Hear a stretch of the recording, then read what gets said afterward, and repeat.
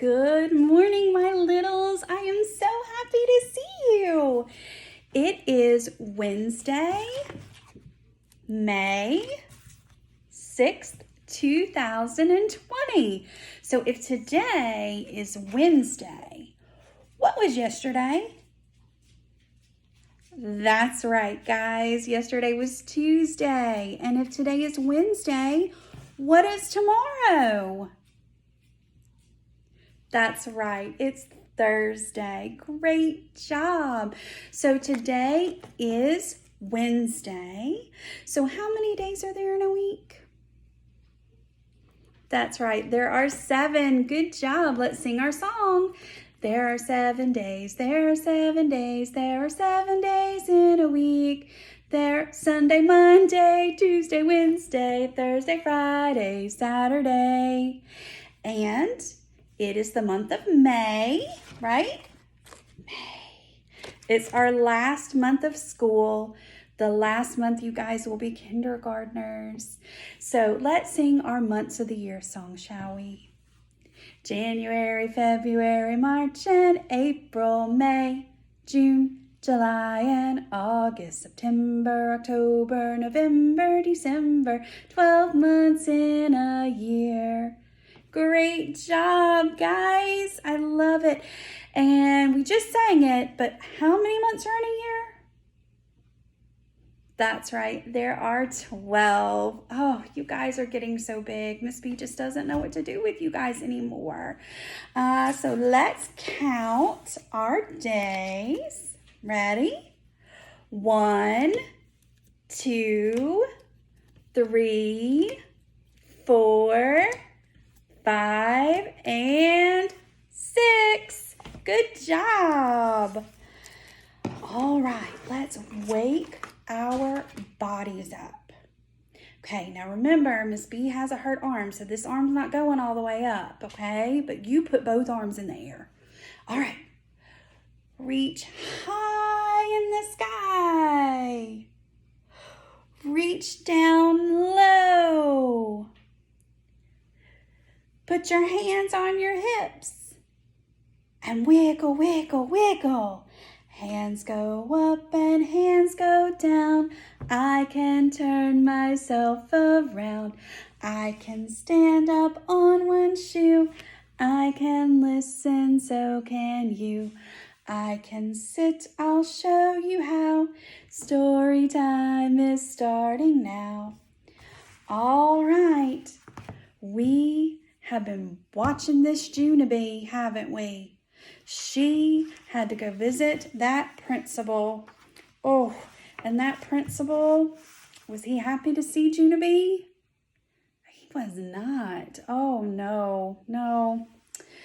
So Junibee is on her way back to class right now. Let's see what happens with Miss Junibee, shall we? I skipped in the door of room 9. Then my whole face got happy. 'Cause guess who was talking to my teacher? It was Gus Filoni, that's who. And Gus Filoni is my favorite janitor. I zoomed right over to that guy. Gus Filoni, it is a joy to see you, I said. And so, what brings you here anyway? Gus Filoni patted my head. I had an important delivery to make, sis, he said. Just then, my bestest friend Lucille came running up to me. She pointed to a big stack of boxes. It's cats and gowns, Junibee, she shouted. Gus Filoni brought us cats and gowns. She twirled me all around. I heard him talking to the teacher. The cats and gowns are right there in those boxes, and everyone is getting one for graduation. I jumped up and down at that wonderful news, 'cause who doesn't love cats? That's what I would like to know. Cats and gowns, I hollered. Cats and gowns, hollered room 9. Mrs. sat down in her chair real slow. Then Gus Filoni patted her shoulder, and he said the word good luck. Mrs. said for room 9 to please stop shouting.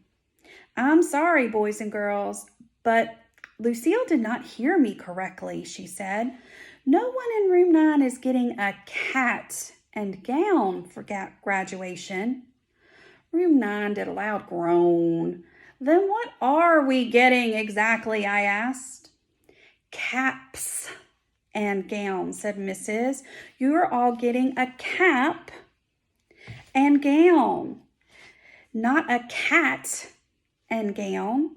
No, no, no, said Lucille. I heard you say cat, teacher. I know you did. I know you did. Mrs. said for Lucille to hush. Then she passed out the boxes to all the children. I looked inside my box, real curious. Then I kept looking and looking because something was not right in there.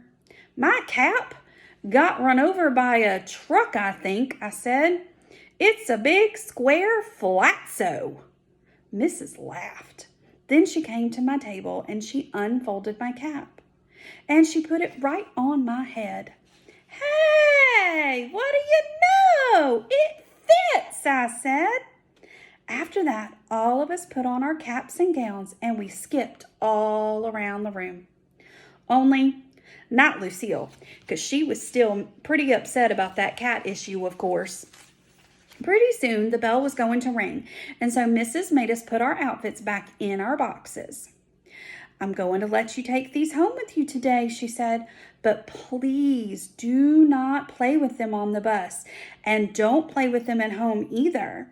These caps and gowns are white, okay? And white material gets dirty very easily.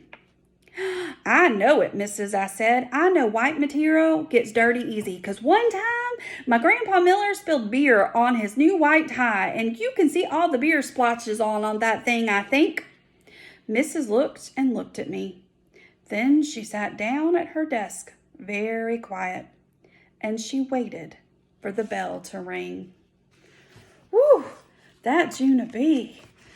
That was silly. They thought they were getting kitty cats, not a cap like you put on your head.